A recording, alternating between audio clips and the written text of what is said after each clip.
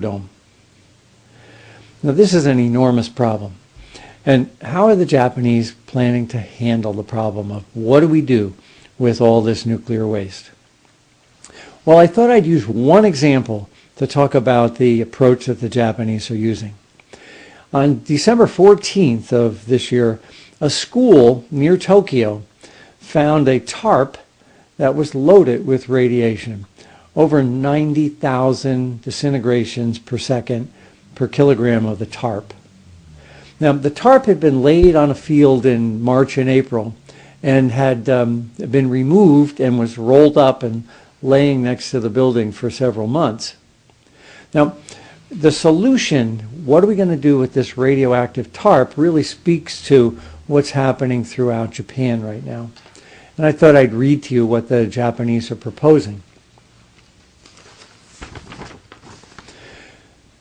The Environment Ministry said on December 12th, quote, "The level of radioactive cesium can be adequately diluted by mixing 1 ton of other material for every kilogram of the contaminated covers before they are incinerated." Now, what they said was that they will dilute it 1,000 to 1 with clean material and then burn that. So the solution in Japan right now is different than everywhere else in the world. That cover, had it been discovered in the United States, would be buried in an underground waste dump, perhaps in Texas, and would be out of harm's way for 300 years. The Japanese are proposing incinerating the radioactive waste instead. Now that poses 2 problems. Some of the radioactivity goes up the stack, and some of the radioactivity remains in the ash that then has to be disposed of. What are the Japanese planning to do with the ash? Well, in this case, that ash is going to be spread in Tokyo Bay. That's right, the incinerator waste, which in any other country in the world would be classified as radioactive waste and have to be disposed of in a regulated waste depository. That waste is being dumped into landfills in Tokyo Bay.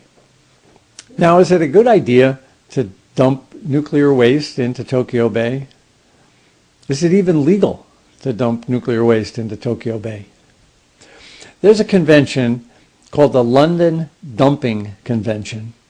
It's been shortened to the London Convention. That Greenpeace was responsible for pushing through international organizations over 30 years ago. That convention, the London Dumping Convention, prohibits a country from taking nuclear waste and dumping it in the ocean. Back then, when Greenpeace pushed for this convention, countries were taking their nuclear waste in freighters, dragging it out into the ocean and dumping it at sea. Well, this is a little bit different. Had the Japanese taken this ash and put it on a freighter and taken it out into the Pacific, it would be a violation of the London Dumping Convention. But they're not. They're putting it in a dump truck and they're pouring it into Tokyo Bay. That may not be a legal violation of the London Dumping Convention, but I submit to you it really violates the intent of that convention. I hope that over the next year, organizations like Greenpeace will look at this waste problem.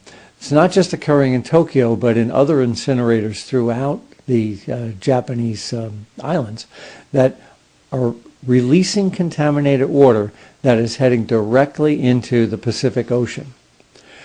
Now, this process of dumping nuclear waste into Tokyo Bay and other locations has also been condoned by the International Atomic Energy Agency.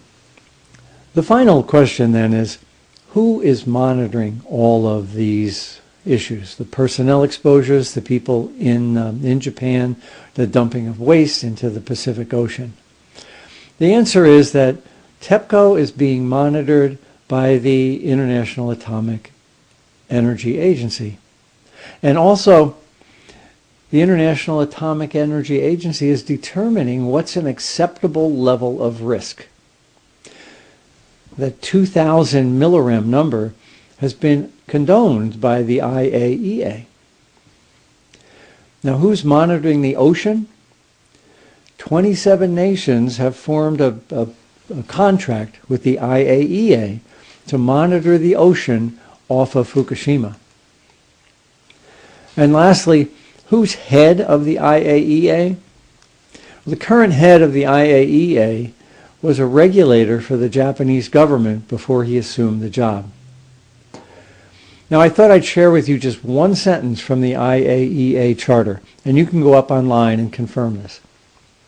Article 2 of the Charter for the IAEA says, quote, "The agencies shall seek to accelerate and enlarge the contribution of atomic energy to peace, health, and prosperity throughout the world."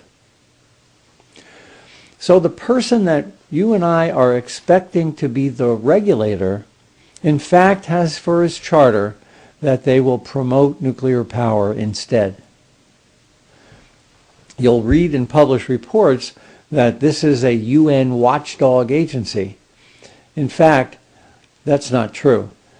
It's an organization established by nations around the world to promote atomic power, not to regulate it. And I submit to you that the root cause of this problem is that we as citizens have to take control over agencies like the IAEA in the next year. We really can't wait longer than that, because Fukushima is going to be releasing radioactivity to the water, and the Japanese government are going to be dumping into Tokyo Bay for many years. This is the time to stop it. You recall that famous saying, "Follow the money"? I think what's happening here is just that. We all need to follow the money. The Japanese government has made a trade-off. They've decided that they don't want to risk Tokyo Electric's financial viability. They don't want its financial exposure to be jeopardized. So the trade-off that the Japanese government has made has been to risk the radiation exposure of its people rather than risk the exposure of Tokyo Electric to bankruptcy. I don't think that's a fair trade-off. And I hope that all of us around the world, not just the Japanese, as citizens begin to use the internet and force our international agencies to do what's right. Not for Tokyo Electric, but for the people of Japan.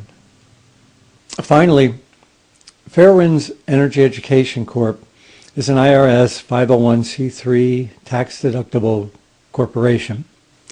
I'd like to thank the thousands of people who have contributed already to the success of these 50 videos that we've put up since Fukushima. And I'd like to encourage you, if you haven't, to contribute before the end of the year.